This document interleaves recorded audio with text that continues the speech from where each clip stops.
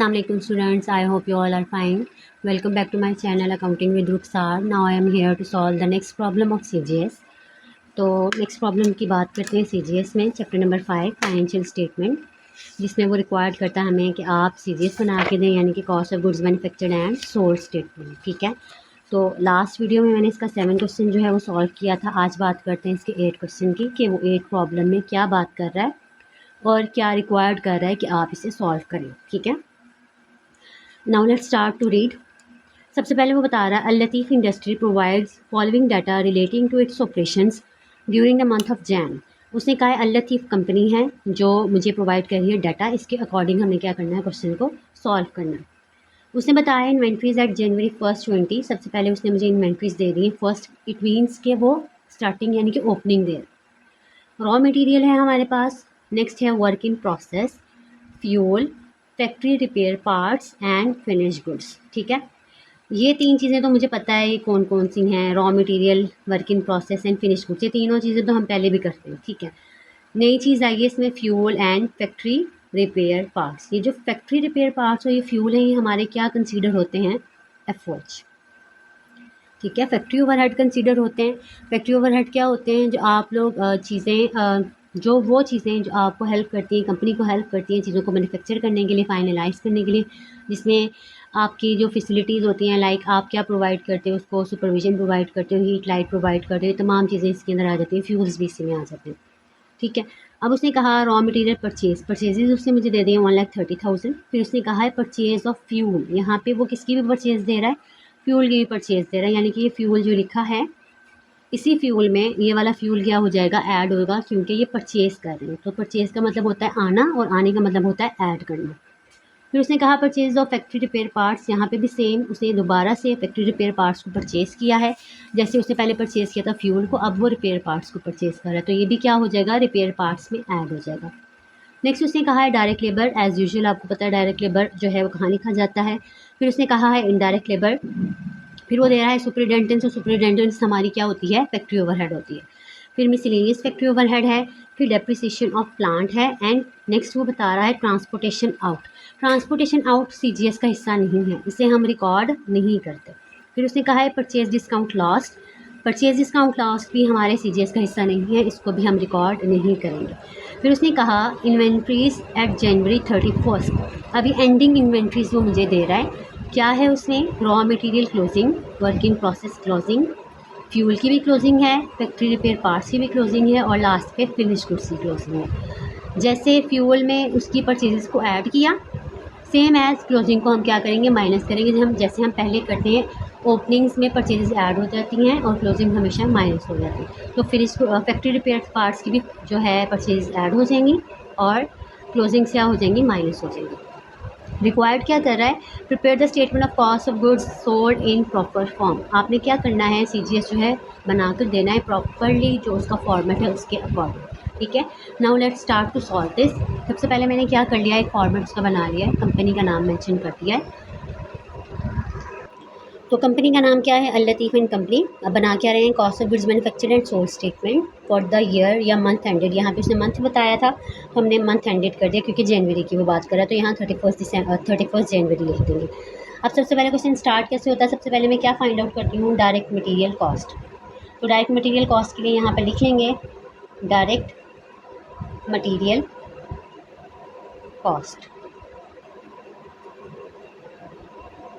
और direct material cost कैसे find out होती है, सबसे पहले तो हम लिख देते हैं raw material inventory opening, raw material inventory opening.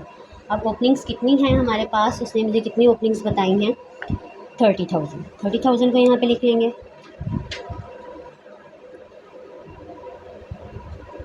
ठीक है, अब इसमें ऐड क्या हो जाएंगी, परचेजेस जो उसने मुझे दी हैं, परचेजेस को इसमें क्या कर लेंगे, हम ऐड कर लेंगे। और परचेजेस उसने मुझे कितनी दी हैं, रॉ मटेरियल परचेजेस ने कितना बताया था, 1,30,000। 1,30,000 को इसमें क्या कर लेंगे, हम ऐड कर लेंगे। तो क्या आ जाएगा, 30 को ऐड करते हैं इसके अंदर तो 1,60,000 आएगा। 30,000 प्लस 1,30,000, ओके, तो 1,60,000 आ गया। तो ये क्या आ गया हमारे पास, material is available for use. ठीक है, material is available for use आ गया 1,60,000। Material is available for use. Okay, अब नेक्स्ट क्या करेंगे, इसमें से हम लेस कर देंगे लेस क्या करेंगे directly raw material inventory closing, क्योंकि अगर क्लोजिंग है तो आप लोगों को मालूम है तो क्या होती है, माइनस होती है। रॉ मटेरियल इन्वेंट्री क्लोजिंग, अब क्लोजिंग इससे मुझे कितनी दी है, 32,000। ठीक है, 32,000 को इसमें से क्या कर देंगे, लेस कर देंगे, तो मेरे पास क्या आ जाएगा, मटेरियल कंज्यूम्ड आ जाएगा। लेस करेंगे 32,000 को तो आ गया हमारे पास 1,28,000। 1,28,000, तो ये हमारे पास क्या है, मटेरियल कंज्यूम या मटेरियल यूज्ड। ओके जी, यहाँ तक हमने कर लिया मटेरियल कॉस्ट की फाइंड आउट कर ली है उसकी वैल्यू। नेक्स्ट इसमें ऐड कर देंगे हम डायरेक्ट लेबर कॉस्ट। अब डायरेक्ट लेबर कॉस्ट कितनी है, डायरेक्ट लेबर कॉस्ट उसने मुझे बताई थी 1,20,000, तो 1,20,000 को इसमें क्या करेंगे, ऐड कर देंगे, तो मेरे पास अमाउंट आ जाएगी, क्या अमाउंट आ जाएगी, अमाउंट आएगी 2,48,000, और ये मेरा क्या होगा, प्राइम कॉस्ट होगी। This is prime cost. ठीक है, यहाँ तक हमने लिख लिया। प्राइम कॉस्ट के बाद हम क्या फाइंड आउट करेंगे, अब एफ ओ एच उसने इस बार मुझे क्या किया है, अलग अलग जो है प्रोवाइड किया, अदरवाइज़ वो मुझे जो है एफ ओ एच एक ही बार अमाउंट बता देता है। इस बार उसने क्या किया है, मुझे अमाउंट जो है वो डिफरेंट कैटेगरीज में बताई है। जैसे सबसे पहले उसने मुझे बताया फ्यूल कितना है, 2,000। मैं लिखूँगी यहाँ पर फ्यूल को, फ्यूल है हमारे पास, ओपनिंग है उसकी 2,000। अब उसने मुझे फ्यूल की परचेज़ भी बताई थी, तो फ्यूल की परचेज़ कितनी है, 18,000। इसमें 18,000 को मैं क्या करूँगी, ऐड कर दूँगी, सेम एंडिंग जो क्लोजिंग है उसको मैं क्या कर दूँगी, यहाँ पर माइनस कर दूँगी, और वो कितनी है फ्यूल की, 3,000 ये लिखा है, लेस कर देंगे 3,000। ओके, क्या किया मैंने, 18,000 और 2,000 ओपनिंग है उसकी, दोनों को ऐड किया, लेस किया 3,000 को, तो अमाउंट कितनी आ गई हमारे पास, 17,000। ये हमारे पास क्या है, फ्यूल है। ओके, नेक्स्ट उसने बताया था फ्यूल के बाद बताया था फैक्ट्री रिपेयर पार्ट्स, उसमें उसने मुझे बताई है ओपनिंग उसकी 1,000, उसके बाद उसकी परचेजेस बताई गई हैं 5,000, और एंडिंग उसकी बताई गई है कितनी, 2,000। यहाँ पे क्या लिख लेंगे, factory repair parts, factory repair parts, और वो कितने हैं, ओपनिंग थे उसके 1,000, उसमें हमने ऐड कर दिया, कितना ऐड कर दिया, वो उसकी परचेजेस को 5,000 को, और लेस कर दिया उसकी क्लोजिंग्स को, और वो कितना है, 2,000। तो क्या करेंगे, 6,000 में से 2,000 को लेस कर देते हैं, तो कितना रह जाएगा, 4,000 रह जाएगा। ठीक हो गया। अब इसके बाद जो फर्दर उसने मुझे एफर्ट्स बताया था, जिसमें क्या है, इनडायरेक्ट लेबर है, सुपरिटेंडेंट्स है, मिसलेनियस है, डेप्रिसिएशन ऑफ प्लांट, इन तमाम चीज़ों को हम यहाँ पे क्या कर लेंगे, 1 बाय 1 रिकॉर्ड कर लेंगे। सबसे पहले उसने मुझे बताया है इनडायरेक्ट लेबर, और इनडायरेक्ट लेबर कितना है मेरे पास, 3,000। फिर उसने बताया है इनडायरेक्ट लेबर के बाद सुपरिटेंडेंट्स उसने मुझे बताई है, और वो कितनी है, 2,000। ठीक है, उसके बाद उसने मुझे बताया मिसलेनियस फैक्ट्री ओवरहेड, मिसलेनियस को भी लिख लेते हैं यहाँ पे, और मिसलेनियस फैक्ट्री ओवरहेड कितना है यहाँ पर, 4,000। ओके, उसके बाद उसने मुझे बताया था डेप्रिसिएशन ऑफ प्लांट, और वो कितना है, 3,000। अब लिख लेते हैं यहाँ पे डेप्रिसिएशन ऑफ प्लांट। ये सारे के सारे एफर्ट्स मैंने यहाँ पे क्या कर लिए हैं, रिकॉर्ड कर लिए 1 बाय 1, और डेप्रिसिएशन ऑफ प्लांट कितना दिया हुआ उसने, 3,000 दिया। ओके, अब इन तमाम एफर्ट्स को मैं क्या कर लूँगी, ऐड कर लूँगी, तो मेरे पास टोटल एफर्ट्स आ जाएगा। सबसे पहले कितना है, 17,000 को, फिर है 4,000, फिर है 3,000, फिर है 2,000, और फिर है 4,000, और फिर लास्ट पे कितनी अमाउंट है हमारे पास, 3,000। और इन तमाम वैल्यूज़ को ऐड किया तो टोटल एफर्ट्स कितना बन गया 33,000। अब 33,000 को मैं यहाँ पर लिख लूँगी। अब इसमें मैं क्या ऐड करूँगी, प्राइम कॉस्ट। तो मेरे पास अमाउंट कितनी आ जाएगी, टोटल फैक्ट्री कॉस्ट की अमाउंट आ जाएगी। ठीक है, टोटल फैक्ट्री कॉस्ट। अब इसमें मैंने ऐड क्या करना है, प्राइम कॉस्ट को, और प्राइम कॉस्ट कितनी है 2,48,000 प्लस 2,48,000 ऐड कर लिया तो कितना आ गया 2,81,000।